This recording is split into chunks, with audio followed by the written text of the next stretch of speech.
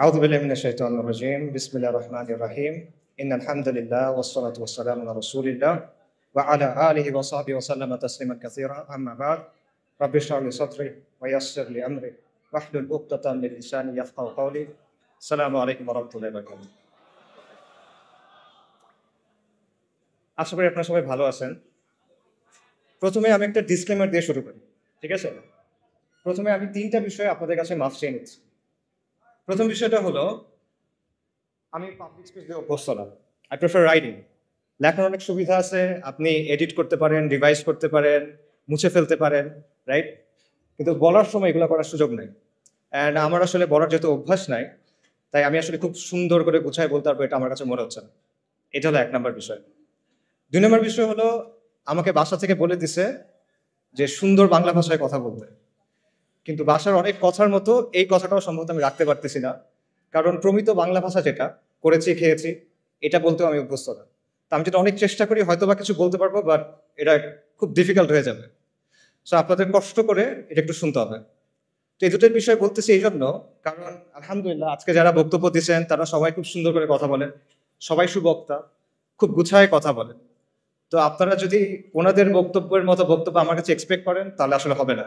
আমার বক্তব্যটা আপনাদের একটু কষ্ট করে শুনতে হবে, একটু অগোছালো বক্তব্য হবে, ভাঙাচোরা বক্তব্য হবে।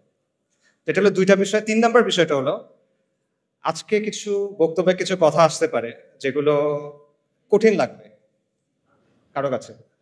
তো এগুলো কারো বিরুদ্ধে যাওয়ার জন্য না বা কারো সমালোচনা করার জন্য না, এগুলো বলার একমাত্র কারণ হলো আমি ট্রুলি মনে করি যে আমাদের বর্তমানের জন্য এবং আমাদের ভবিষ্যতের জন্য, এই কমের জন্য এবং এই জমিনের জন্য এই কথাগুলো বলা দরকার।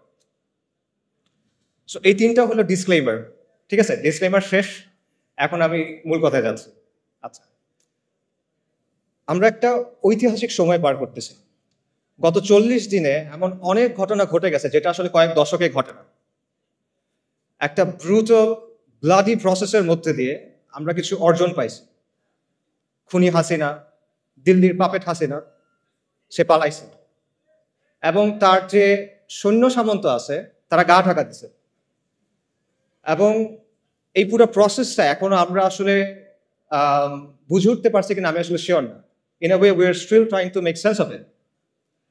এবং আমার ধারণা আমরা এখানে যারা আছি বেশিরভাগই এরকম কোনো এক্সপিরিয়েন্সের মধ্যে দিয়ে এর আগে যাই না।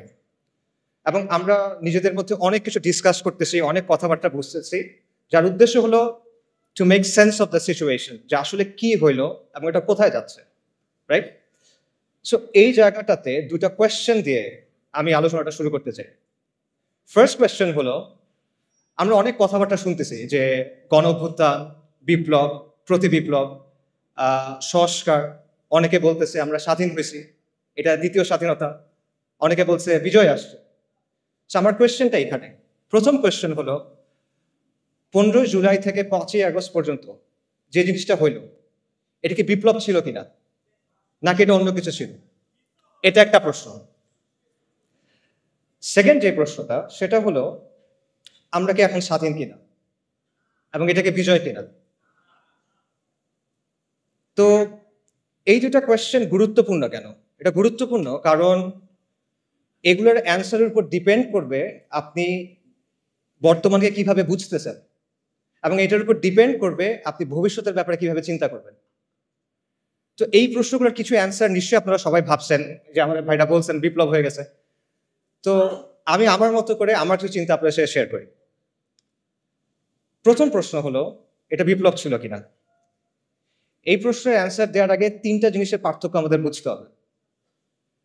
একটা হলো বিপ্লব, একটা হলো সংস্কার, একটা হলো ক্ষমতার পালাবদল বা ক্ষমতা পরিবর্তন।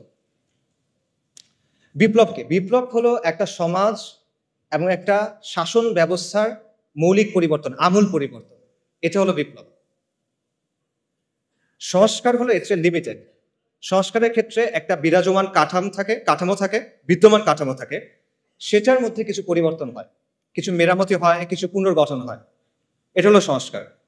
আর ক্ষমতার পালাবদল এটা আপনারা সবাই বোঝেন, একজন গেল আরেকজন আসবে, দ্যাটস ইট। আচ্ছা, তাও আমি বোঝানোর জন্য একটা এক্সাম্পল দিই। মনে করেন রাষ্ট্র ক্ষমতা হলো একটা চেয়ারের মতো বা একটা সিংহাসনের মতো। এই সিংহাসনের উপরে শাসক বসে থাকে। এখন আপনি এসে শাসককে এখান থেকে নামায় ফেললেন, ধাক্কা দিয়ে টেনে যেভাবে ইচ্ছা নামায় ফেললেন। এটা কি? এটা হলো সরকার পতন। আপনি তারপর চেয়ারে বসে গেলেন, এটা কি? ক্ষমতা দখল।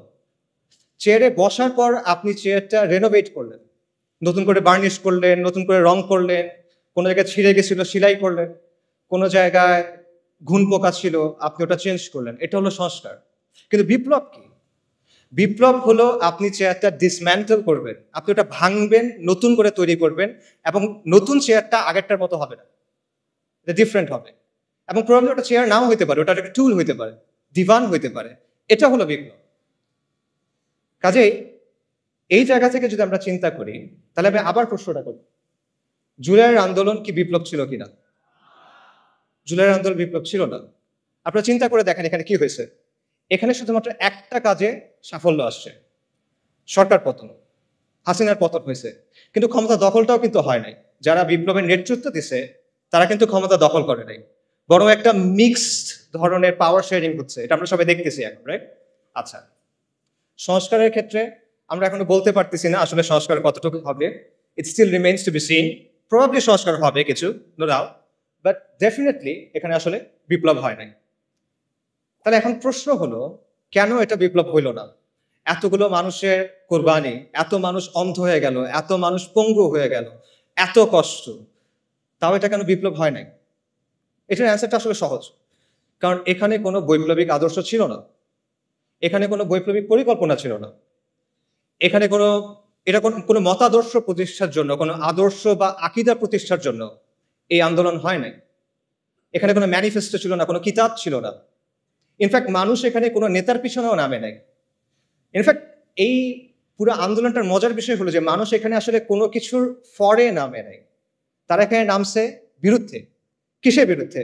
মানুষ এখানে নামছে গণহত্যার বিরুদ্ধে, জুলুমের বিরুদ্ধে। মানুষ এখানে নামছে আবু সাইদের উপর যে গুলি চালানো হয়েছে সেটার বিরুদ্ধে। মানুষ নামছে মুগ্ধ, আসহাবুল ইয়ামিন, ফাইয়াজদের উপর পাখির মতো গুলি করার বিরুদ্ধে। মানুষ নামছে আওয়ামী মিথ্যাচারের বিরুদ্ধে। এই যে লাশের চেয়ে মেট্রো রেল বেশি দামি, এই বয়ানের বিরুদ্ধে মানুষ নামছে, আওয়ামী মিথ্যাচারের বিরুদ্ধে মানুষ নামছে, আওয়ামী জাহেলিয়াতের বিরুদ্ধে মানুষ নামছে, এবং শেখ হাসিনার বিরুদ্ধে মানুষ নামছে। কিন্তু মানুষ কোনো বৈপ্লবিক আদর্শের জন্য নামে নেই। পুরো প্রসেসটা একবার চিন্তা করে দেখেন। কোটা সংস্কার এটা কিন্তু একটা জনমানুষের ইস্যু না। মানুষের কিন্তু সমর্থন দিয়েছে অবভিয়াসলি, বাট এটার জন্য মানুষ রাস্তায় নামতো না, রাইট? কিন্তু মানুষ শেষ পর্যন্ত নামলো কেন? কারণ হাসিনার লাগাম ছাড়া বক্তব্য, তার একটার পর একটা ব্লান্ডার, তার ব্রুটাল রিপ্রেশন, এসবের কারণে শেষ পর্যন্ত মানুষ চিন্তা করলো যে এবার একটা এসপারোসর হইতে হবে, শি মাস্ট গো। এভাবে আসলে একটা দেশ চলতে পারে না। এই কারণে মানুষ নামছে। এবং বেসিক্যালি শেখ হাসিনা পুরা দেশের মানুষকে তার বিরুদ্ধে আসলে ঐক্যবদ্ধ করছে। এটা ছিল এই বিপ্লবের গ্লু, মানে সরি, এই মুভমেন্টের গ্লু। এটা ছিল এই মুভমেন্টের গ্লু, কোনো আদর্শ না। এটা ছিল হাসিনার বিরুদ্ধে একটা গণবিস্ফোরণ, একটা পপুলার আপরাইজিং বেসিক্যালি, যে সহজভাবে আমি বলি। মানুষের দীর্ঘদিনে জমে থাকা যে ক্ষোভ, রাগ, এই জুলুম মানুষ সহ্য করতে আর পারতেছে না, এবং মানুষের মনে হচ্ছে যে এইভাবে আসলে আমরা থাকতে পারবো না। এই কারণে মানুষ রাস্তায় নেমে আসছে। এবং আমি এই কথাটা লিখছি এবং এটা বারবার বলি, এবং আমি এটা আসলেই বিশ্বাস করি যে এই আন্দোলনের মূল উস্কানিদাতা শেখ হাসিনা, এটার প্রধান সমন্বয়ক শেখ হাসিনা, এটার প্রধান স্থপতি শেখ হাসিনা, এটার প্রধান ইঞ্জিন বা চালিকা শক্তি শেখ হাসিনা। শেখ হাসিনাকে ছাড়া এই আন্দোলন কখনো সরকার পতনের দিকে যায় না। আপনারা চিন্তা করে দেখেন, 30শে জুলাই সে যদি সবগুলো দাবি মেনে নেয়, কি হয় তারপর? সরকার পতন হয়? হয় না সরকার পতন। তাদের ফেরত যেতে হইতো তখন। সব দাবি মেনে নিচ্ছে, এখন তুমি কি করবে? তার ফেরত যেতে হবে। হয়তোবা তারা কয়েক মাস পর নতুন কোনো আন্দোলন নিয়ে আসতে পারতো, সেটা ডিফারেন্ট কথা। কিন্তু আন্দোলন ওখানে শেষ হয়ে যায়। কিন্তু শেখ হাসিনা কি করলো? সে আলটিমেটলি এটাকে পতনের দিকে নিয়ে গেল। তার যে হিউব্রিস, তার যে অ্যারোগেন্স, তার যে অহংকার, এটা আলটিমেটলি তাকে পতনের দিকে নিয়ে গেল। এবং এইখানে আমি আসলে ফিরআউনের সাথে একটা মিল দেখতে পাই। ফিরআউনের কথাটা চিন্তা করে যে বনী ইসরায়েল যখন লোহিত সাগরের সামনে গেল, মুসা আলাহিস সাল্লামের পেছনে পেছনে, সাগর ভাগ হয়ে গেল, বনী ইসরায়েল সাগরের মধ্যে চলে যাচ্ছে। ফিরআউনের কি দরকার ছিল তার পেছনে পেছনে যাওয়ার? সে কি গেইন করতো এখানে? বনী ইসরায়েল তো চলে যাচ্ছে। বনী ইসরায়েল তার পাওয়ার জন্য কোনো চ্যালেঞ্জ না। বনী ইসরায়েল তার সিংহাসন নিতে চায় না। তাহলে সে কেন যাচ্ছে? সে দেখতেছে তার সামনে একটা সমুদ্র লিটারালি ভাগ হয়ে গেছে, একটা সুপার ন্যাচারাল ইভেন্ট তার সামনে ঘটতেছে। সে বুঝতেছে এটা দুনিয়াবি কোনো শক্তির কাজ না। তাও সে কি করতেছে? তার মনে হলো যে না, এর পিছে আমি যাই। এটা কেন? এটা তার অ্যারোগেন্স। সেই তো বলছিল আনা রাব্বুকুমুল আলা। এটা তার অহংকার, এবং এই অহংকারটাই তার পতন নিয়ে আসছে। এবং সেই ব্যাপারটা আমি বলবো যে শেখ হাসিনার ক্ষেত্রে হয়েছে। আল্লাহ এইভাবেই তার পতনটা রাখছেন। এটা কদর আল্লাহ। এই আন্দোলন নিয়ে অনেক ধরনের তত্ত্ব আছে, অনেক ধরনের ষড়যন্ত্র তত্ত্ব আপনারা শুনবেন। যেমন ধরেন, কেউ আমেরিকার কথা বলবে, কেউ কালার রেভলিউশনের কথা বলবে, কেউ এনইডির কথা বলবে। এবং এই কথাগুলোর যে একেবারে মেরিট নাই, আমি সেটাও মনে করি না। এখানে কিছু মেরিট থাকতে পারে, but at the end of the day দুটো পয়েন্ট আমাদের স্বীকার করতে হবে। সে দুটো পয়েন্ট হলো, শেখ হাসিনার বিরুদ্ধে পুরা বাংলাদেশের অধিকাংশ মানুষ একসাথে হয়ে গেছিল, একটা ইজমা হয়ে গেছিল যে she must go. And second পয়েন্টটা হলো, দুনিয়া চালায় কে? আল্লাহ। আল্লাহ মালিকুল মুলক, আল্লাহ আল জব্বার আল মুতাকাব্বির, এবং আল্লাহ আল লতীফ আস-সাতুর। ওয়াল্লাহু গালিবুন আলা আমরি ওয়ালাকিন্না আকসারান নাসি লা ইয়ালামুন। আল্লাহ তার কর্ম সম্পাদনে প্রবল, যদি অধিকাংশ মানুষ তা জানে না। অনেক মানুষের অনেক পরিকল্পনা থাকে, মাখলুকের অনেক পরিকল্পনা থাকে, অনেক ষড়যন্ত্র থাকে, but at the end of the day কার ইচ্ছা বাস্তবায়ন হয়? ওয়া মাকারু ওয়া মাকরুল্লাহ ওয়াল্লাহু খায়রুল মাকিরিন। সবাই পরিকল্পনা করে, আল্লাহও পরিকল্পনা করে, আল্লাহর পরিকল্পনা বাস্তবায়ন হয়। ওয়ালা গালিবা ইল্লাল্লাহ ওয়া হুয়া আলা কুল্লি শাইইন কাদির। সো এই বিষয়টা আমাদের মাথায় রাখা দরকার। আমরা যেন একটা ব্যালেন্স পজিশনে থাকি। ব্যাপারটা যেন এমন না হয় যে আমরা চিন্তা করতেছি যে কেউ সেভিয়ার আসছে আসমান থেকে নেমে বাংলাদেশকে অনেক কিছু করে দিবে, এরকম কিছু আমরা চিন্তা করার দরকার নাই। আবার আমাদের এটাও চিন্তা করার দরকার নাই যে সবকিছুই মনে হয় ইলুমিনাতি করে বা আমেরিকা করে বা অমুক কেউ করে। ব্যাপারগুলো আসলে এরকম না। দুনিয়া কন্ট্রোল করেন আল্লাহ। যাই হোক, আমি মূল আলোচনায় যদি ফেরত চাই, আমরা শুরু করছিলাম একটা প্রশ্ন দিয়ে, এটা বিপ্লব কিনা? এটা বিপ্লব না। এটা ছিল শেখ হাসিনার বিরুদ্ধে গণবিস্ফোরণ। এটা ছিল হাসিনার পতনের ব্যাপারে মানুষের মধ্যে যে মনোভাব অলরেডি চলে আসছিল, সেটা একটা বাস্তবায়ন। এবং এই জন্যই মানুষ যখন বুঝতে পারছে যে আলটিমেটলি আর কোনো অপশন নেই, আমাদের রাস্তায় নেমে যেতে হবে, তখন হাসিনার পতনটা নির্ধারিত হয়ে গেছে। এটা হয়তো একদিন পরে হয়েছে, এক সপ্তাহ পরে হয়েছে, এটা এক বছর পরে হইতে পারতো, বাট প্রসেসটা শুরু হয়ে গেছিল। এবং একই কারণে এখন আমরা অনেক ধরনের কথা শুনতেছি যে সাহি সেকুলারিজম আসতে হবে, সাহি লিবারাল ডেমোক্রেসি আসতে হবে।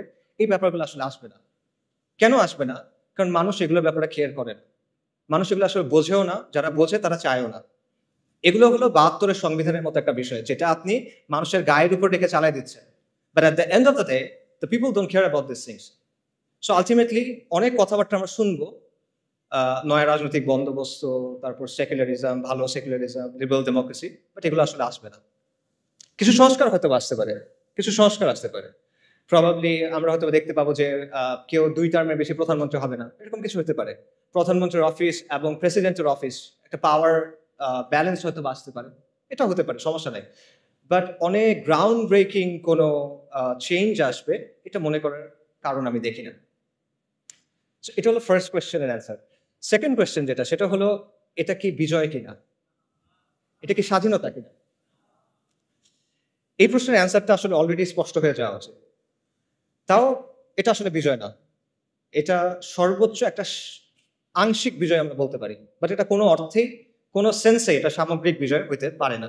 এটা কেন পারে না? এটার অনেকগুলো রিজন আছে, বাট আমি কিছু রিজন একটু আগে আলোচনায় চলে আসছে, বাট আমি আরো কয়েকটা রিজন বলি।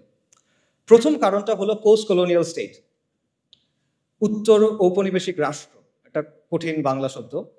এটা একটা কারণ যে এই কাঠামোটা রেখে আপনি আসলে কখনো স্বাধীন হতে পারবেন। এটা মানে কি? এটা মানে সহজভাবে বলি, এক সময় এটা ছিল আমাদের রাজত্ব, এটা আমাদের রাজত্ব ছিল। এটা পারফেক্ট ছিল না, এখানে অনেক সমস্যা ছিল, কিন্তু এটা আমাদের রাজত্ব ছিল। কিন্তু তারপর ফিরিঙ্গিরা আসছে, ব্রিটিশরা আসছে, ইউরোপিয়ানরা আসছে, এবং তারা এসে আমাদেরকে তাদের গোলাম বানাইছে, তারা এসে আমাদেরকে তাদের দাস বানাইছে, এবং তাদের একটা সিস্টেম আমাদের উপর চাপাই দিছে। এইটাই হলো কলোনিয়াল রাষ্ট্র। এবং এই কলোনিয়াল রাষ্ট্রের মূল উদ্দেশ্য হলো দুটা, একটা হলো কন্ট্রোল, একটা হলো এক্সপ্লয়টেশন, নিয়ন্ত্রণ এবং শোষণ। আর কোনো উদ্দেশ্য নেই। কলোনিয়াল যে ব্যুরোক্রেসি বা আমলাতন্ত্র, এটার উদ্দেশ্য ছিল এই দুটা। কলোনিয়াল যে পুলিশ, এটার উদ্দেশ্য ছিল এই দুটা। কলোনিয়াল যে সেনাবাহিনী, এটার উদ্দেশ্য ছিল এই দুটা। আজকে ফিরিঙ্গিরা নাই, ওরা চলে গেছে, অনেক আগেই চলে গেছে, কিন্তু ওদের যে সিস্টেম সেটা রয়ে গেছে। আজকে আমাদের যে ব্যুরোক্রেসি আছে, সেটা কলোনিয়াল ব্যুরোক্রেসির কন্টিনিউয়েশন, ধারাবাহিকতা। আজকে আমাদের যে পুলিশ বাহিনী আছে সেটা কলোনিয়াল পুলিশ বাহিনীর ধারাবাহিকতা, এবং উপমহাদেশের যে সেনাবাহিনীগুলো আছে এগুলো সবগুলো ব্রিটিশ ইন্ডিয়ান আর্মির ধারাবাহিকতা।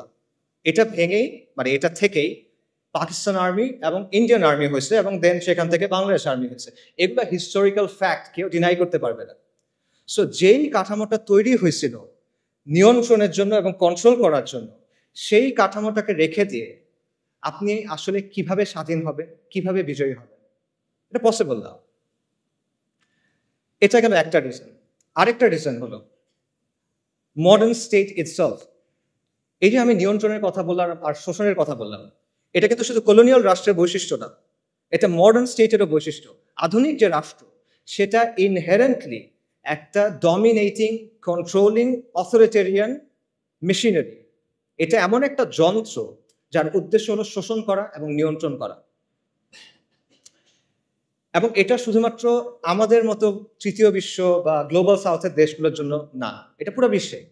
আমাদের দেশে একটা ধারণা আছে যে হাসিনার যে সেকুলারিজম ওটা ছিল ভাইভ সেকুলারিজম বা মওদু সেকুলারিজম, আর আমেরিকাতে যেটা আছে বা ইংল্যান্ডে যেটা আছে বা মতান্তরে ফ্রান্সে যেটা আছে এটা হলো সাহি সেকুলারিজম। কিন্তু এই যে নিয়ন্ত্রণের ব্যাপারটা, কন্ট্রোলের ব্যাপারটা, এটা সেখানেও আছে।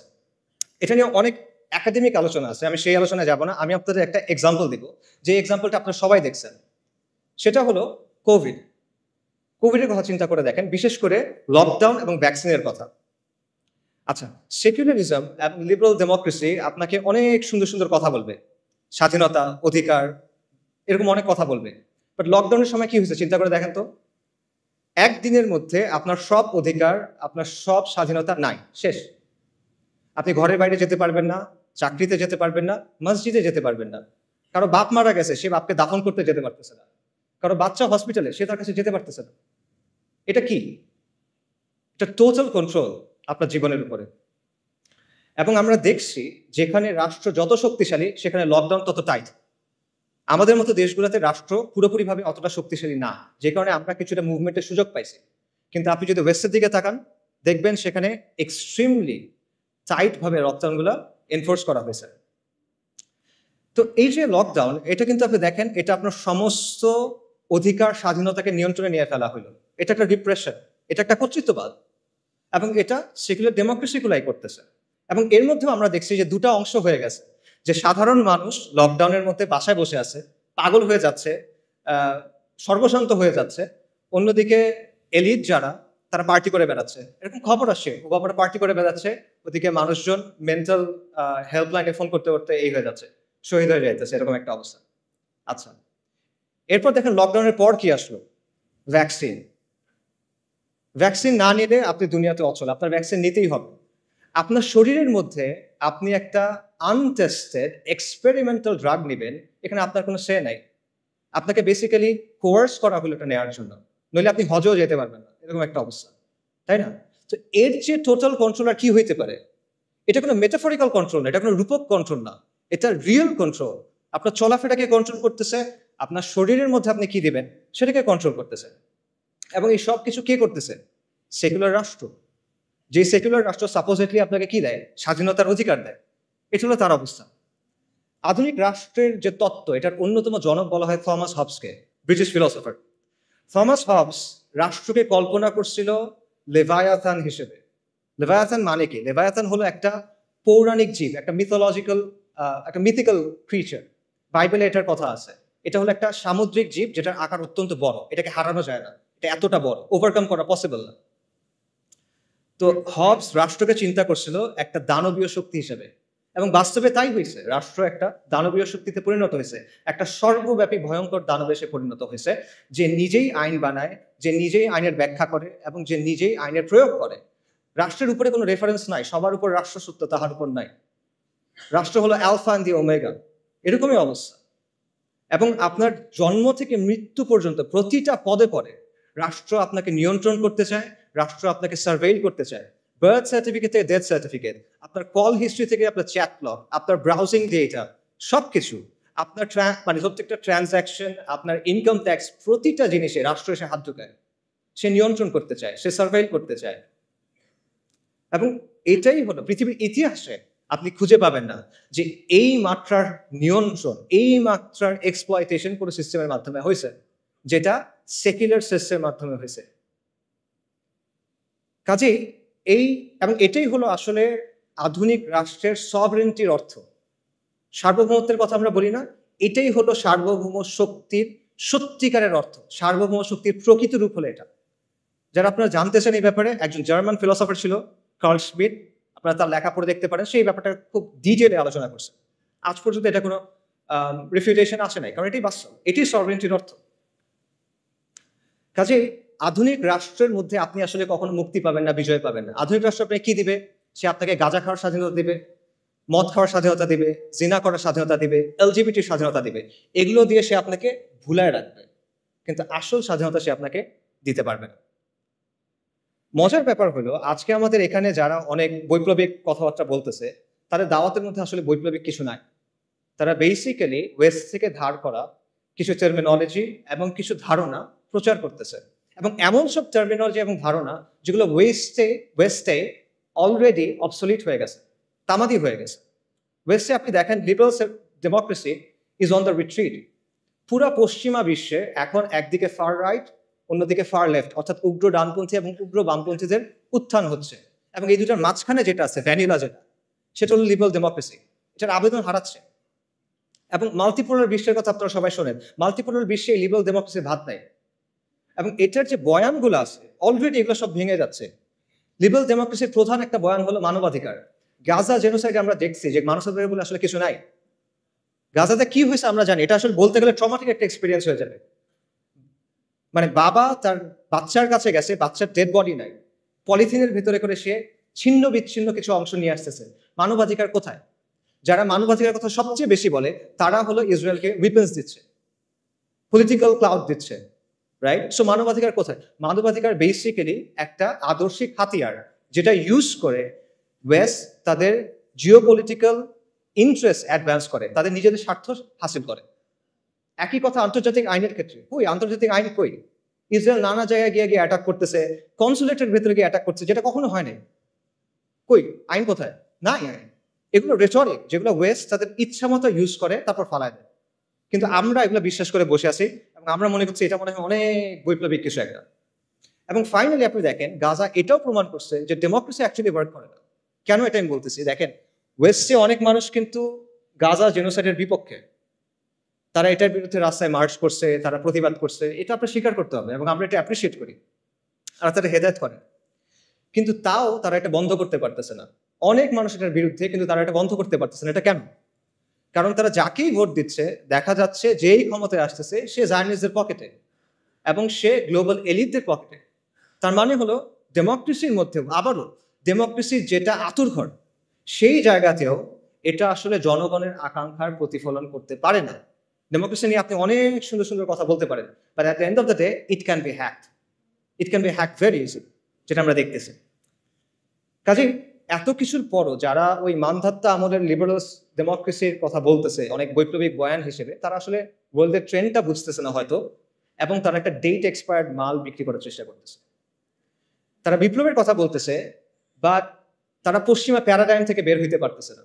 তাদের মধ্যে পশ্চিমা আদর্শ নিয়ে এক ধরনের ফিক্সেশন আছে, তাদের মধ্যে পশ্চিমা থিওরি নিয়ে এক ধরনের ফেটিশিজম আছে। পশ্চিম যেটা বলছে ওটাই সহি, পশ্চিম যেটা বলছে ওটাই সমাধান, অল্প স্বল্প কিছু চেঞ্জ করতে হবে। Liberal democracy with Bangla characteristics, এটা হলে হয়ে যাবে। এই হলো তাদের প্রস্তাবনা। তো এগুলো করে আসলে আলটিমেটলি কোনো সমাধান হবে না। সো আমরা যদি আগের কথায় ফেরত যাই, এটা কি বিজয় ছিল কিনা, এটা মুক্তি ছিল কিনা? না, এটা ছিল না। যদি সহি সেকুলারিজম বা সহি লিবারাল ডেমোক্রেসি আসে, যেটা আসবে না, যদি আসে তাও সেটা বিজয় এবং মুক্তি হবে না। তাহলে মুক্তি কিসে? বাস্তবতা হলো আমাদের মুক্তি এবং পুরো বিশ্বের মুক্তি হলো ইসলামের মধ্যে। এটা আমি রেটরিক্যালি বলতেছি না, আমি ট্রুলি এটা বিশ্বাস করি। এটা ইসলামের মধ্যে আল্লাহর গোলামি মেনে নেওয়ার মধ্যেই হলো সৃষ্টির মুক্তি। কথাটা অনেকটা প্যারাডক্সিক্যাল লাগতে পারে যে গোলামির মধ্যে মুক্তি কিভাবে, কিন্তু এটাই বাস্তবতা। এটা 100% একটা লজিক্যাল কথা। কেন লজিক্যাল কথা? কারণ হলো দুনিয়ার বাস্তবতা হলো দুনিয়াতে আসলে সত্যিকার অর্থে কোনো ফ্রিডম নাই। এখানে অ্যাবসলিউট কোনো ফ্রিডম হয় না। প্রত্যেকটা ব্যবস্থায় আপনার কারো না কারো আনুগত্য স্বীকার করে নিতে হয়, আপনার কিছু না কিছুর উপর ঈমান আনতে হয়, কোনো না কোনো বিষয়কে আপনার ধ্রুব সত্য হিসেবে স্বীকার করতে হয়। এটা থেকে আপনি বের হইতে পারবেন না। ভ্যালু নিউট্রাল কোনো সিস্টেম হয় না, নিরপেক্ষ কোনো সিস্টেম হয় না। প্রত্যেকটা সিস্টেমের মধ্যে একটা না একটা রব থাকে যেটাকে মেনে নিতে হয়। এবং অ্যাবসলিউট আমরা মানে এর কথা বলে ফ্রিডম অফ স্পিচের কথা বলে, অ্যাবসলিউট ফ্রিডম অফ স্পিচ বলে কিছু নাই, অ্যাবসলিউট স্বাধীনতা বলে কোনো কিছু নাই। প্রত্যেকটা স্বাধীনতা হলো একটা বাউন্ডারির মধ্যে দেয়া স্বাধীনতা। দাবা খেলার সময় চিন্তা করেন, যখন আপনি কেউ যদি দাবা খেলে, সে দাবা খেলার নিয়ম মেনে যে কোনো চাল দিতে পারে, কিন্তু নিয়ম সে চেঞ্জ করতে পারে না। নিয়মটা মেনে তাকে খেলার টেবিলে বসতে হয়। সেম জিনিস, যে কোনো সিস্টেমে ওই সিস্টেমের নিয়ম মেনে আপনি স্বাধীন, কিন্তু এই নিয়মগুলো আপনি চ্যালেঞ্জ করতে পারবেন। কাজে প্রকৃত অর্থে আসলে কোনো স্বাধীনতা নাই। মানুষ প্রত্যেকটা সিস্টেমে কারো না কারো সামনে সাজদা করে। আমরা করতেছি না, আধুনিক মানুষ করতেছে না। আধুনিকতা আপনাকে রাষ্ট্রের গোলাম বানাইছে, আপনাকে মুক্ত বাজারের গোলাম বানাইছে, আপনাকে নফসের গোলাম বানাইছে। কাজে ইসলাম ছাড়া বাকি যা কিছু আছে সবকিছু হলো গায়রুল্লাহর গোলামি করা, আর ইসলাম হলো আল্লাহর গোলামি করা। তা আপনি কার গোলামি করবেন? আপনি মানুষের গোলামি করবেন, মাখলুকের গোলামি করবেন, নাকি আপনি আল্লাহর গোলামি করবেন? কাজে সত্যিকারের মুক্তি হলো গায়রুল্লাহর ইবাদত থেকে বের হয়ে এসে এক আল্লাহর দাসত্ব মেনে নেওয়া। যখন আপনি এটা করবেন, তখন আমরা মানুষ হিসেবে আমাদের যে কসমিক রোল, আমাদের যে মহাজাগতিক ভূমিকা আল্লাহ আমাদের জন্য ঠিক করে দিয়েছেন খলিফা হিসেবে, তখন সেটা আমরা পালন করতে পারবো। তখন আমরা পুরো সৃষ্টির সাথে হারমোনিতে আসতে পারবো। আধুনিকতা প্রকৃতিকে ডমিনেট করতে চায়, কন্ট্রোল করতে চায়, এটা করতে গিয়ে সে ক্লাইমেট ক্যাটাস্ট্রফি করে ফেলছে। কিন্তু আপনি যখন আল্লাহর দাসত্ব মেনে নেবেন, তখন আপনি এটার সাথে হারমোনিতে আসতে পারবেন। এখানেই আপনি প্রকৃত মুক্তি পাবেন। এটা ছাড়া সত্যিকার অর্থে কোনো স্বাধীনতা নাই। আপনার জিডিপি যত হোক, আপনার যতগুলো মেট্রো রেল থাকুক, আপনার যত মাথা পিছু যত ইচ্ছা হোক, আপনার রাস্তা যত সুন্দর হোক, মুক্তি নেই। কমফোর্ট আছে, মুক্তি নেই। তো এখানে আরেকটা কোয়েশ্চেন আছে, সেটা হলো ইসলাম কিভাবে? আমি যদি বলি যে আলটিমেটলি মুক্তি হলো ইসলামে, তাহলে প্রশ্ন আসবে ইসলাম কিভাবে? তো এই কোয়েশ্চেনের অ্যান্সারটাও আমি প্রথম কোয়েশ্চেনের সাথে ট্যাগ করতে চাই। প্রথম কোয়েশ্চেনে আমরা তিনটা বিষয় নিয়ে কথা বলছিলাম: সরকার বদল, সংস্কার আর বিপ্লব। এখন এক এক করে আমাকে বলেন দেখি, সরকার পতনের মাধ্যমে কি ইসলাম আসবে? না, আসা সম্ভব না। এটা একটা সরকার গিয়ে আরেকটা সরকার আসবে, আসলো তো ইসলাম আসবে না। আচ্ছা আমাকে বলেন, সংস্কারের মধ্য দিয়ে আসবে কিনা? সংস্কারের মধ্যে দিয়ে এটা সম্ভব না। কারণ আপনি যে সিস্টেমটার মধ্যে আছেন সেটা হলো একটা সেকুলার লিবারাল, একটা সেকুলার ব্যবস্থা। এই ব্যবস্থাটা মৌলিকভাবে ইসলামের সাথে সাংঘর্ষিক। এখন আপনি কিভাবে সংস্কার করে করে এটাকে ইসলামে নিয়ে যাবেন? ইটস পসিবল না। আমি আপনাকে একটা এক্সাম্পল দিই। সংস্কারের সবচেয়ে বহুল ব্যবহৃত পদ্ধতি কি? ডেমোক্রেসি। ডেমোক্রেসি হলো ইনহেরেন্টলি একটা রিফর্মিস্ট অ্যাপ্রোচ, একটা রিফর্মিস্ট মেথড। ডেমোক্রেসিতে কি করা হয়? একটা ব্যবস্থার মধ্যে মৌলিক বিষয়গুলোর ব্যাপারে আমরা একমত, এর মধ্যে আমরা কিছু পরিবর্তন আনতে চাই, কিছু বিষয়ে মতপার্থক্য আছে, এগুলো আমরা সলভ করতে চাই। এই জায়গায় ডেমোক্রেসি কাজ করে, এবং ডেমোক্রেসি কাজ করে ইনক্রিমেন্টাল বা গ্র্যাজুয়াল চেঞ্জের মাধ্যমে। এখন আপনি আমাকে বলেন, আপনি কিভাবে অ্যাকচুয়ালি এই প্রসেসে সেকুলার রাষ্ট্র থেকে ইসলামী ব্যবস্থায় যাবেন? আমি আপনাদের বাংলাদেশের এক্সাম্পল দিই। বাংলাদেশে যে ইসলামী দলগুলো আছে যারা ডেমোক্রেটিক পদ্ধতিতে অংশগ্রহণ করছে, তাদের সবার ভোট যদি আপনি মেলান কোনো একটা নির্বাচনে, 30টার মতো আসনও তারা পায় নাই। লেস দেন 30, 300টার মধ্যে লেস দেন 30, লেস দেন 10%। ওকে, আচ্ছা, তার মানে তারা যে এককভাবে ক্ষমতা যাবে এটাও আসলে ফিজিবল না। বাট তর্কের খাতিরে আমি ধরলাম এটা হইল। মনে করেন বাংলাদেশের কোনো একটা ইসলামী দল অথবা সবগুলো ইসলামী দলের কোনো একটা জোট, তার 160টা আসন পেয়ে গেল, ক্ষমতায় গেল। আলহামদুলিল্লাহ, অনেকে বলে ফেলবে ঠিক আছে গেল, তারপর কি হবে? তারপর কি হবে? তারপর কিভাবে ইসলাম আনবেন আপনি? আপনি সংবিধান পরিবর্তন করে করে আনবেন? পসিবল না। কি পরিবর্তন করবেন? আপনার সংবিধান আপহেল্ড করতে হবে। এটা শপথ নিয়ে আপনি গেছেন। আপনি যদি বলেন যে ঠিক আছে, সংবিধানের মধ্যে আপনি লিখে দিলেন যে কোরআন সুন্নাহ বিরোধী কোনো আইন করা হবে না, তাহলে হয়ে গেল শরিয়া কায়েম? না, হবে না। এর চেয়ে অনেক সুন্দর সুন্দর কথা পাকিস্তানের সংবিধানে আছে, চমৎকার চমৎকার সব কথাবার্তা আছে, but at the end of the day ওটা স্টিল একটা সেকুলার রাষ্ট্র। কাজে সংস্কারের মাধ্যমে আপনি জিনিসটা করতে পারবেন না। এবং দেখেন, এই যে আমরা যে আলোচনাগুলো শুনতেছি বিপ্লব গণঅভ্যুত্থান নিয়ে, ওখানে কিন্তু এই কথাগুলো আসতেছে যে গণ অভ্যুত্থানের বৈধতা আপনি সংবিধান থেকে পাবেন না, গণঅভ্যুত্থান করতে হলে সংবিধানের বাইরে গিয়ে করতে হবে। এই কথাগুলো আসতেছে না? নতুন গঠন করতে হলে পুরনো সংবিধান দিয়ে হবে না। তো আপনি যদি এতটুক কাজ সংবিধানের মধ্যে না করতে পারেন, আপনি সেকুলারিজম থেকে ইসলামী ব্যবস্থায় যাবেন, সেটা আপনি কেমনে সংবিধানের মধ্যে দিয়ে করবেন বা কেমনে এই প্রসেসের মধ্যে দিয়ে করবেন? এটা আনরিয়ালিস্টিক, ইট ইজ পসিবল না, ইম্পসিবল। এখানে আরো অনেকগুলো বিষয় আসলে আছে, অত কথা বললাম না, সময় হয়ে যাচ্ছে। দুটো পয়েন্ট বলি। আপনি দেখেন মিশরে, আলজেরিয়াতে ইসলামিস্টরা ক্ষমতায় আসছিল, কিন্তু ডিপ স্টেট তাদের বিরুদ্ধে কু করছে, তাদেরকে সরাই দিয়েছে। তিউনিশিয়াতে সেম জিনিস হয়েছে, কিন্তু তিউনিশিয়াতে যারা ক্ষমতায় আসছিল তারা ইসলামিস্ট ছিল না, তারা ছিল সাবেক ইসলামিস্ট যারা পরবর্তীতে লিবারাল ডেমোক্রেট হয়েছে, তাদেরকেও কু করে সরাই দিয়েছে। এবং এই ব্যবস্থায় যারা গেছে তারা নিজেরা চেঞ্জ হয়ে গেছে।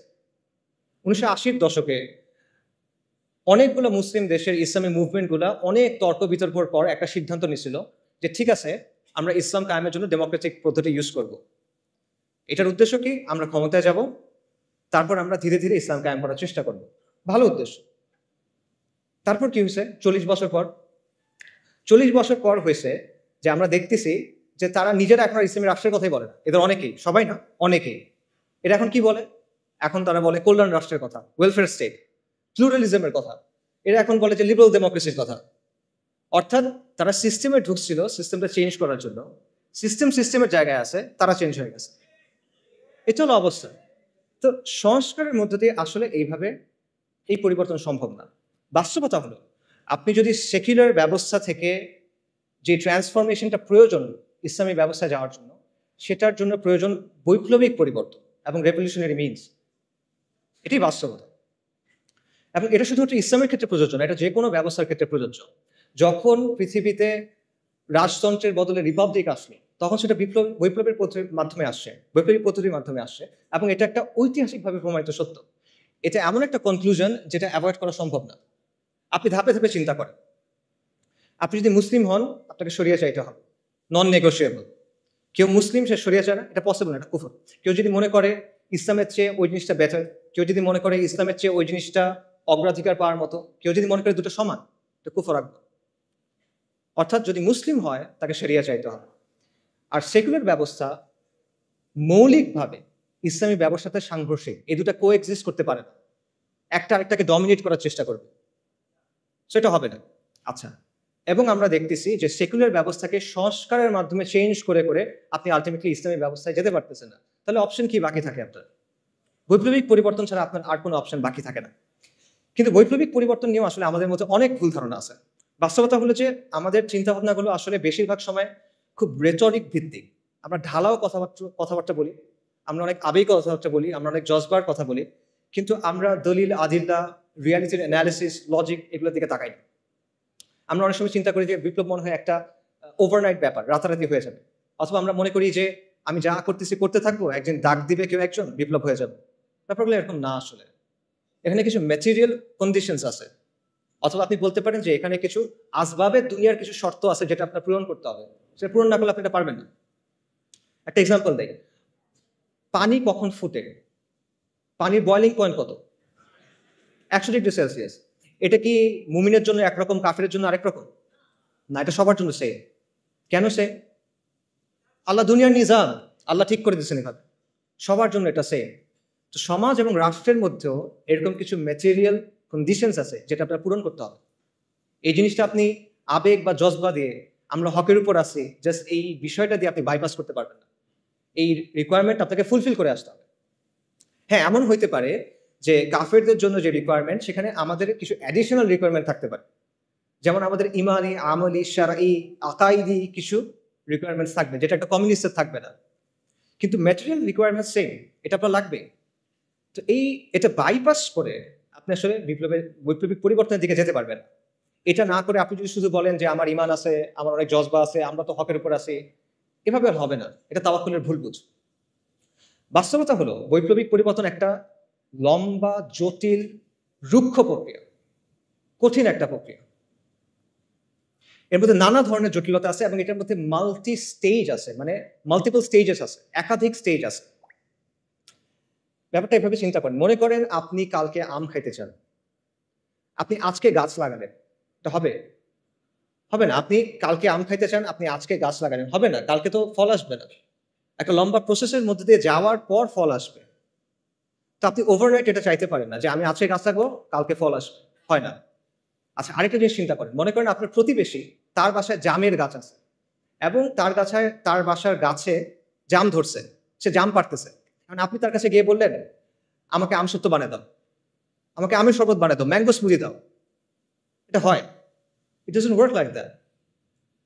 যে বীজ বুনছে ফসল তার, যেই বীজ বোনা হয়েছে ওটাই আসবে। আম গাছে তো জাম হবে না। একটা সেকুলার আন্দোলন হয়েছে, সেকুলারদের নেতৃত্বে একটা আন্দোলন হয়েছে, অথবা একটা ইস্যু ভিত্তিক আন্দোলন হয়েছে, আন্দোলন শেষ হয়ে গেছে, এখন আপনি তার কাছে গিয়ে বললেন যে আমাকে খিলাফা দাও, শরিয়া দাও। It doesn't work like that. সে কেন আপনাকে দিবে? আপনি কে? তার কষ্টের পরিশ্রম সে আপনাকে কেন দেবে?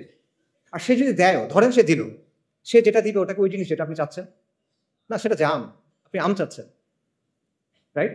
সেটা আসলে হয় না। সো এই বিষয়গুলো আমাদের বোঝা দরকার। তাহলে করণীয় আসলে কি? আমি এখানেও আবার এক্সাম্পলে ফেরত যাই। একজন ভালো কৃষক কি করে? একজন ভালো কৃষক প্রথমে জমিটাকে তৈরি করে, আগাছাগুলো দূর করে, লাঙল দেয়, তারপর সে বীজ বুনে, তারপর সে আস্তে আস্তে এটাকে বড় করে, সার দেয়, পানি দেয়, কীটনাশক দেয়। তারপরে ফল আসবে কিনা এটা নিশ্চিত না, কিন্তু নানা কারণে ফল না আসতে পারে, পোকায় খেয়ে ফেলতে পারে, মরক ধরতে পারে, অনেক কিছু হতে পারে। এখানে একটা মানে একাধিক স্টেজ আছে। এই রেভলিউশনারি চেঞ্জের ক্ষেত্রে এই ব্যাপারটা আছে, এখানে একাধিক স্টেজ আছে। এবং এর মধ্যে প্রথম স্টেজ যেটা লাঙল দেওয়ার যে স্টেজ, সেটা হলো একটা প্রজন্ম তৈরি করা, সমাজের মধ্যে শরিয়ার পিপাসা তৈরি করা, সমাজের কাছে এটাকে একটা ভায়াবল অপশন হিসেবে নিয়ে আসা। এবং এটা 2-5 বছরের কাজ না, এটা একটা ডেকেডস লং প্রজেক্ট, এটা আপনি বাইপাস করতে পারবেন না। এবং এটা কিন্তু একটা স্টেজ, এরপরে আরো স্টেজ আছে। আপনি লাঙল দিচ্ছেন শুধু, এরপর বীজ বুনতে হবে, গাছটা আস্তে আস্তে বড় করতে হবে, সার দিতে হবে, এটসেট্রা এটসেট্রা। তো এটা একটা মাল্টি স্টেজ প্রসেস এবং একটা লং টার্ম প্রসেস। এই বিষয়টা আমাদের বোঝা দরকার। এটা রাতারাতি অর্জন করার কিছু না।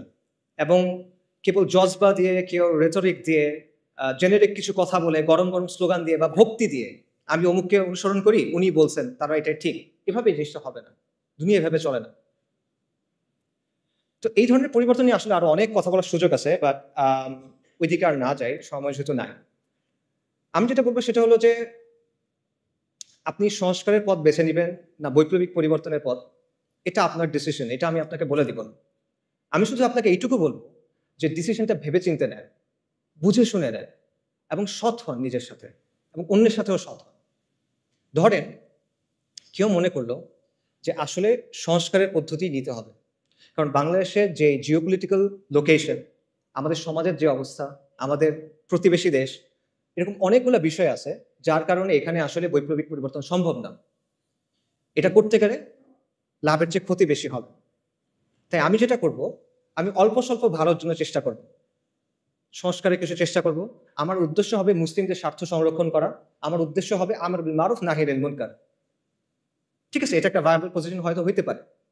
আপনি এই পজিশন যদি নেন, তাহলে আপনার দায়িত্ব হলো নিজের কাছে স্বীকার করা এবং মানুষের কাছে বলা যে এটা আমার পদ্ধতি, এই পদ্ধতিতে ইসলাম আসবে না, এটা আপনার বলতে হবে। আপনি সংস্কারের পদ্ধতি নেবেন, কিন্তু আপনি বলবেন যে আমি বিপ্লব করতেছি, এটা হলে হবে না। আপনি এমন কোনো প্রতিশ্রুতি দিবেন না যেটা আপনি ডেলিভার করতে পারবেন না। Don't promise something that you can deliver, right? এটা ধোঁকাবাজি, পিওর ধোঁকাবাজি। এই জিনিসটা করে না। আপনি বলেন যে না আমি পারবো, আমি এতটুকু জানি ভাই, আমি এতটুকু করছি, আই ক্যান রেসপেক্ট দ্যাট, কিন্তু যেটা নাই ওটা বলে লাভ নেই। একইভাবে আপনি যদি বৈপ্লবিক পথ নেন, তাহলে রেটোরিক্যাল আলাপ, ভক্তির আলাপ, এই জিনিসপত্রগুলো ছেড়ে দিয়ে আপনি প্র্যাকটিক্যাল রিয়েলিস্টিক আলাপে আসেন। আপনি ম্যাটেরিয়াল কন্ডিশনগুলো নিয়ে চিন্তা করেন, ঠিক আছে?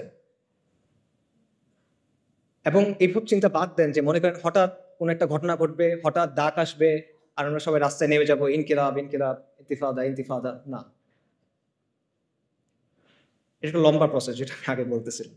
কাজে মোট কথা হলো যে সংস্কার বা বিপ্লব আপনি যেই পথে নেন, it's your choice, no problem. বা বুঝে শুনে নেন, নিজের অবস্থানের ব্যাপারে সৎ হন, ধোঁকাবাজি করেন না, মানুষের সাথে না, নিজের সাথে না, তরুণদের সাথে না। এটা অনেক বড় একটা দায়। এই দায় নিয়ে আপনি আল্লাহর সামনে দাঁড়াতে চান না আসলে। আচ্ছা, একটা কথা দিয়ে শেষ করি, সেটা হলো যেটাই আপনি পছন্দ করেন, সংস্কার অথবা বিপ্লব, দুটা ক্ষেত্রে আপনার আসলে একটা কাজ করতে হবে। যদি আপনি চান আগামীর বাংলাদেশে ইসলাম শক্তিশালী হোক, তাহলে আপনি যে তরিকায় নেন, আপনার একটা কাজ করতেই হবে, এটা না করলে হবে না। সেই কাজটা কি? এটাও একটা প্রশ্ন দিয়ে বলি, আমাদের সমাজে সেন্ট্রাল কনফ্লিক্ট কি? আমাদের সমাজে প্রধান দ্বন্দ্ব কি? প্রধান দ্বন্দ্ব কি আমি বোঝাই। মনে করেন রাসূলুল্লাহ সাল্লাল্লাহু আলাইহি ওয়াসাল্লাম যখন নবুয়ত পাইলেন, তখন পৃথিবীতে কিন্তু অনেক ঘটনা ঘটতেছিল। রোমান আর পার্সিয়ানদের মধ্যে যুদ্ধ চলতেছিল, ব্যাপক যুদ্ধ, অনেক বছর ধরে। আরবে বিভিন্ন রাজাদের মধ্যে যুদ্ধ চলতেছিল। জাজিরাতে কুরাইশদের বিভিন্ন গোত্রের মধ্যে রেষারেষি চলতেছিল, এটা আমরা জানি, বনু উমাইয়া, বনু হাশিম, নানা কাহিনী। আফ্রিকাতে অনেক সাম্রাজ্য ছিল, তাদের মধ্যে যুদ্ধ চলতেছিল। এই সময়ের মাঝখানে আপনি যদি ওই সময়ের একটা পেপার পাইতেন, মনে করেন ওইখানে আসলে রাসূলুল্লাহ সাল্লাল্লাহু আলাইহি ওয়াসাল্লামের নিউজটা যখন উনি নবুয়ত পাইছেন, এটা কোথায় আসতো? মনে করেন 8 নাম্বার পেজে ছোট্ট একটা ইঞ্চি করে একটা খবর আসতো, তাই না?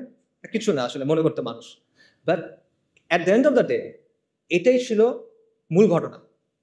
যদি আমরা পৃথিবীর একটা হিস্ট্রি লিখি, রাসূলুল্লাহ সাল্লাল্লাহু আলাইহি ওয়াসাল্লাম হলেন বা আম্বিয়ায়ে কেরাম হলেন মূল ক্যারেক্টার, এবং তাদের সাথে যেগুলো ঘটতেছে এগুলো হলো মূল স্টোরি লাইন, বাকি সবকিছু হলো সাইড ক্যারেক্টার, সাইড কোয়েস্ট, পার্শ্ব চরিত্র, রাইট? তার মানে ওই সময় পৃথিবীতে মূল কনফ্লিক্ট কোনটা ছিল? ইমান বনাম শিরক, তাওহীদ বনাম শিরক, ইমান বনাম কুফর, দ্যাটস ইট। সিমিলারলি আপনার চিন্তা করতে হবে যে আমাদের সমাজে মূল কনফ্লিক্ট কোনটা। কারণ আপনি যখন মূল কনফ্লিক্টে ফোকাস করবেন, তখন আপনি একটা সমাজকে একটা পরিণতির দিকে নিতে পারবেন, নইলে পারবেন না। তা আমাদের সমাজে সেন্ট্রাল কনফ্লিক্ট কোনটা? আমরা অনেক কথাবার্তা বলি। আগে বলা হয়তো আওয়ামী লীগ বনাম বিএনপি, ভারত বনাম আমেরিকা, বা ভারত বনাম চায়না, শাহবাগ বনাম অ্যান্টাই শাহবাগ, ফ্যাসিজম বনাম অ্যান্টাই ফ্যাসিজম, অনেক কথা বলা হয়। But at the end of the day এগুলো কোনোটাই আমাদের সমাজের সেন্ট্রাল কনফ্লিক্ট না। এগুলো যদি সলভ হয়ে যায়, তাও আপনি বিজয় পাচ্ছেন না, মুক্তি পাচ্ছেন না, যেটার কথা আমরা বললাম। মনে করেন প্রো ইন্ডিয়া গভর্নমেন্ট চলে গিয়ে একটা প্রো আমেরিকান গভর্নমেন্ট আসলো, সমাধান হয়েছে? মনে করেন ফ্যাসিস্ট গভর্নমেন্ট চলে গিয়ে একটা অ্যান্টাই ফ্যাসিস্ট গভর্নমেন্ট আসলো, সমাধান হয়েছে? মনে করেন কালকে থেকে শাহবাগ নাই বাংলাদেশে, সমাধান হবে? পাকিস্তানে তো শাহবাগ নাই, পাকিস্তানে তো শান্তি নিকেতনই এই সেকুলাররা নাই, কিন্তু সেখানেও তো লিবারেল সেকুলার এই সমাজটা নিয়ন্ত্রণ করে। বাংলাদেশের আগে পাকিস্তানে ট্রান্সজেন্ডার আইন পাস হয়ে গেছে, কিভাবে? সেখানে তো শাহবাগই নাই। সো শাহবাগই ভ্যানিশ করে দেন, আপনার সমস্যার সমাধান হচ্ছে না। সমাধান হলো মূল কনফ্লিক্টের জায়গাটা, এবং মূল কনফ্লিক্টটা হলো ইসলাম বনাম সেকুলারিজমের দ্বন্দ্ব, আল্লাহর আইন বনাম গায়রুল্লাহর আইনের দ্বন্দ্ব, আল্লাহর শরিয়া বনাম মানুষের শরিয়ার দ্বন্দ্ব, ইসলাম বনাম মানুষের বানানো তন্ত্রমন্ত্রের দ্বন্দ্ব। এটাই হলো মূল কনফ্লিক্ট। আল্লাহ আযজা ওয়া জাল্লা কোরআনে কি বলছেন? সব আম্বিয়া কিরামকে কোন দাওয়াত দিয়ে পাঠানো হয়েছে? নবী রাসূলকে কোন দাওয়াত দিয়ে পাঠানো হয়েছে? আল্লাহ আযজা ওয়া জাল্লা বলছে, ওয়ালাকাদ বাআসনা ফি কুল্লি উম্মাতির রাসূলান আন ইবুদুল্লাহা ওয়াজতানিবুত তাগুত। আমি প্রত্যেক উম্মার কাছে রাসূল প্রেরণ করছি এই মর্মে যে তোমরা আল্লাহর ইবাদত করো, তাগুতকে বর্জন করো। কুফর বিত তাগুত ওয়া ঈমান বিল্লাহ। এখন আপনি আমাকে বলেন, যদি আপনি আল্লাহর উপর বিশ্বাস আনেন, তাহলে আপনি আল্লাহর আইনকে বাদ দিতে পারবেন? এটা পসিবল? পসিবল না। আপনি যদি আল্লাহর উপর বিশ্বাস আনেন, আপনি গায়রুল্লাহর আইন মেনে দিতে পারবেন? পসিবল না। তাহলে আপনি যদি ঈমান বিল্লাহ এবং কুফর বিত তাগুত চান, তাহলে অবশ্যই আপনাকে মানতে হবে যে ইসলাম এবং সেকুলারিজমের মধ্যে একটা প্রচন্ড দ্বন্দ্ব আছে, এবং এটাই আসলে সবচেয়ে বড় দ্বন্দ্ব। আপনাকে কেউ বাধ্য করতেছে না আজকে যে তুমি গিয়ে লাত মানাত উজ্জার সামনে গিয়ে সাজদা করো। কেউ আপনাকে বলতেছে না যে তুমি হুবালের সামনে গিয়ে একটা জিনিস কোরবানি করো, কেউ বলবে না। কিন্তু সে কি বলবে? আল্লাহর আইন ছাড়ো, গায়রুল্লাহর আইন ধর, সে এটা আপনাকে বলবে। সো এইটাই হলো সেন্ট্রাল কনফ্লিক্ট, এবং এই বিষয়টাকে আমাদের দাওয়ার মূল ভিত্তি বানাইতে হবে, এবং আমাদেরকে এটা সমাজের মূল প্রশ্নে পরিণত করতে হবে, যেটা আমরা পারি নাই। এখানে আমরা স্পেকটাকুলারলি ফেল করছি। বাংলাদেশের সাধারণ মানুষ যখন তার ভবিষ্যৎ নিয়ে চিন্তা করে, সে কি বলে? দেখেন সে কিসের কথা বলে? সে বলে ডেমোক্রেসির কথা, সে ভোটের কথা বলে, সে অর্থনীতির কথা বলে, কিন্তু সে কিন্তু শরিয়ার কথা বলে না।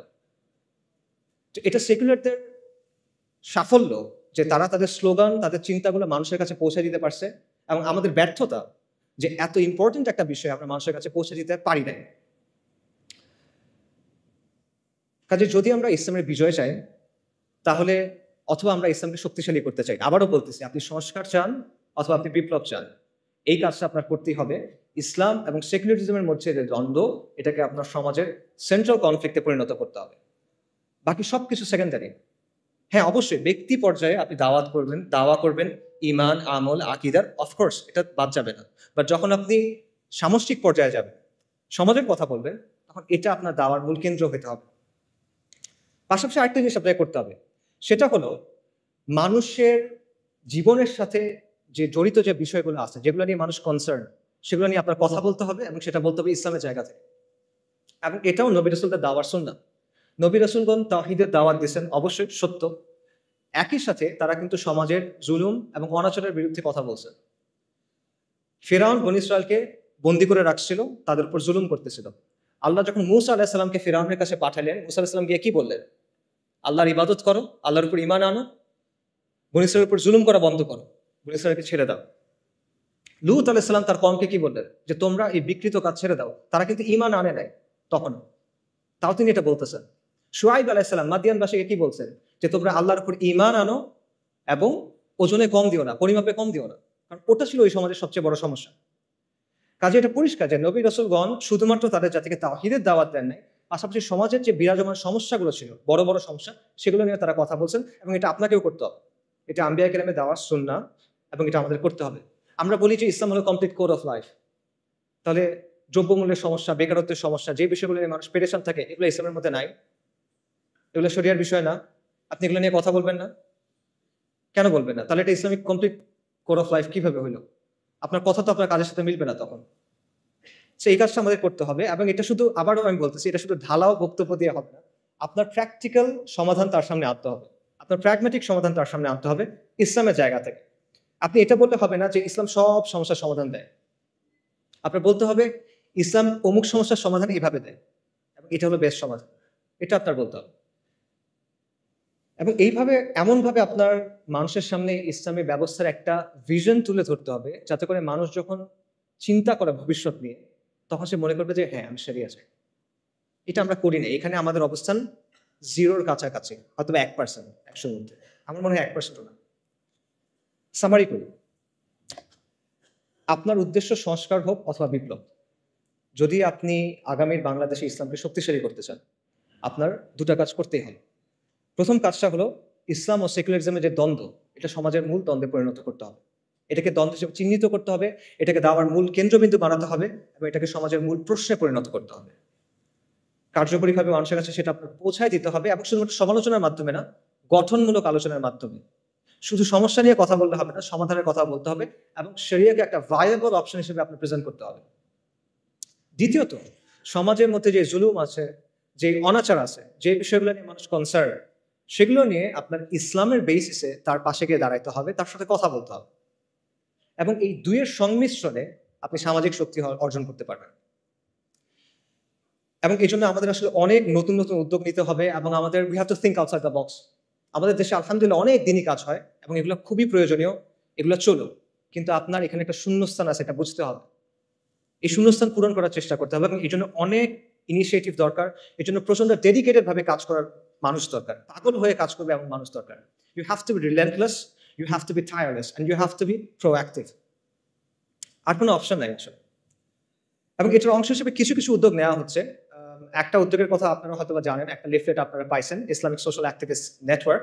ইনশাল্লাহ এটার ব্যাপারে আপনারা এরপরে আরো জানবেন এবং আমরা আশা করব যে আপনারা এটার সাথে থাকবেন, সামিল থাকবেন, এটাকে সাপোর্ট করবেন। এর পাশাপাশিও আসলে আরো অনেক ধরনের উদ্যোগ দরকার এবং এখানে অনেক যোগ্য মানুষ আছেন, জ্ঞানীগুণী মানুষ আছেন। আমি বলবো আপনারা সবাই এই বিষয়গুলো নিয়ে চিন্তা করেন, আপনার কাজ করতে হবে। কাজ করার সময় এখন, এরপরে এটা আপনি আর পাবেন না। If not now then when. এখন যদি কাজ না করেন কখন করবেন? যদি আপনি না করেন তাহলে কে করবে? আমার কথা এতক্ষণ শোনার জন্য সবাইকে ধন্যবাদ। আমি স্পেসিফিক্যালি সিয়ানকে এবং রফিক ভাইকে ধন্যবাদ জানাবো অ্যারেঞ্জ করার জন্য। আর জুলাই আন্দোলনের সময় এবং এই বন্যার সময় আমাদের যারা মারা গেছেন, আমরা তাদের সবার রুহের মাগফিরাত কামনা করি। ওয়া আখিরু দাওয়ানা আলহামদুলিল্লাহি রাব্বিল আলামিন। আসসালামু আলাইকুম ওয়া রাহমাতুল্লাহি ওয়া বারাকাতুহু।